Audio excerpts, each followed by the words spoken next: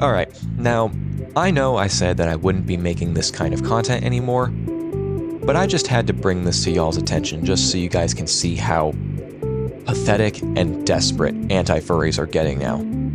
Look at this absolute man-child, people. So you might be wondering, what did this guy do? Well, I'll tell you. So, this guy went into my comment section, all triggered and raged, like every anti-furry who goes into my comment section does, and he decided to give me this Martin Luther 99 Theses level school essay of all of the bullshit takes that he has picked up online that he uses as an excuse to cyberbully furries. Now, I want you to focus on his last paragraph. I'll let you pause if you have to.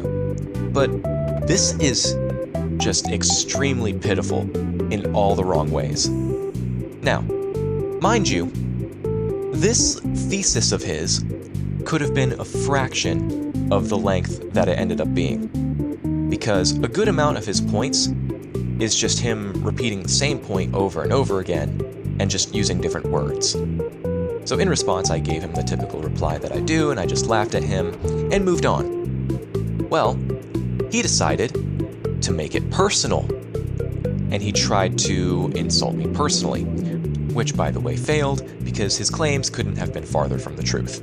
So I decided, alright, I'll play your little game, and I gave him my own little thesis on all of the reasons why anti-furries are no better. What does he do in response to this? He deletes his comment and then reposts it so that he doesn't have to see my replies. Now, mind you, one of the points that he uses against furries is, and I quote, "The furry fandom has been criticized for its lack of critical thinking and intellectual engagement, with members often dismissing outside criticism as hate or bigotry." Huh, that's interesting. Doesn't that kind of sound like what you're doing when you delete your comment and then repost it so you don't have to see my replies? Something to think about. So, in response to this, I replied, "Deleting and reposting your comment because you couldn't handle my replies. Wow, real mature, buddy. Who's really the insecure one here? The guy who laughs at your bullshit takes? Or the guy who tries to silence people who confront him for challenging his beliefs? And then you try to accuse me of dismissing outside criticism. I can't even imagine how raged you'd get if I were to block you and hide your comments permanently." And then a little bit later, I go ahead and drive the nail in the coffin and I say this. Let me tell you something, pal. Furries are only a problem for you because you're making them into one.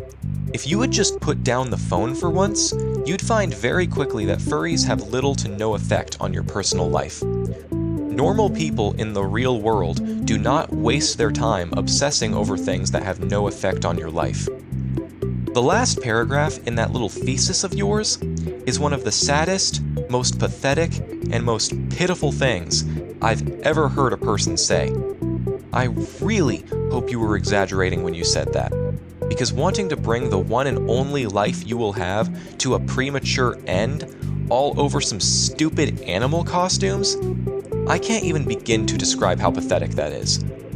I really hope for your sake that one day you grow up and develop some form of a spine, because right now, you need help more than I do.